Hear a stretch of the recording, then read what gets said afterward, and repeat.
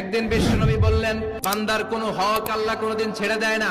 আল্লাহর হক আল্লাহ মাফ করে, বান্দার হকের মাফ নাই। যদিও আমি নবী, আমার উপর যদি কোনো হক থাকে বলো, আমি দিয়ে দেব।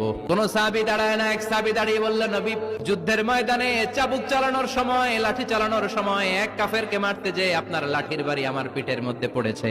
আপনি যেহেতু এই কেসাসটা আদায় করতে চান, আপনার পিঠে আমি লাঠির বাড়ি মেরে এটারে শোধবোধ করে দিতে চাই। সাইয়েদনা ওমরে ফারুক হাদের জামা এরকম পড়তে শুরু করছে, আয় এদিকে আয়, তোরে শোধবোধ করাই। বিশ্বনবী বললেন, ওমর রাখো, এটা বান্দার হক, মিটাতে দাও। বিশ্বনবী বললেন, আসো, তুমি এসে আমার পিঠে লাঠি দিয়ে চাবুক দিয়ে বাড়ি মারো।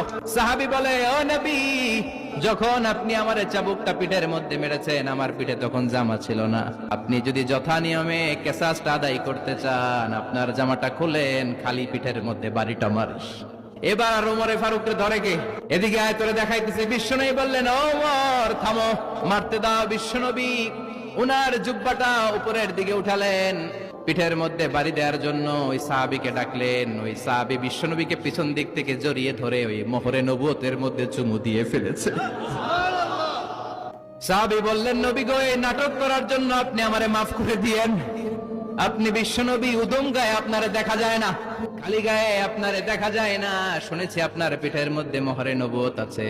অনেক দিনের সাধনা, জল্পনা কল্পনা, আপনার মোহরে নবুয়তে আমার ঠোঁটটা আমি লাগাবো। আপনার মোহরে নবুয়তের মধ্যে আমার ঠোঁটটা লাগিয়ে আমার ঠোঁটটারে আমি জাহান্নাম থেকে পরিত্রাণ করাবো।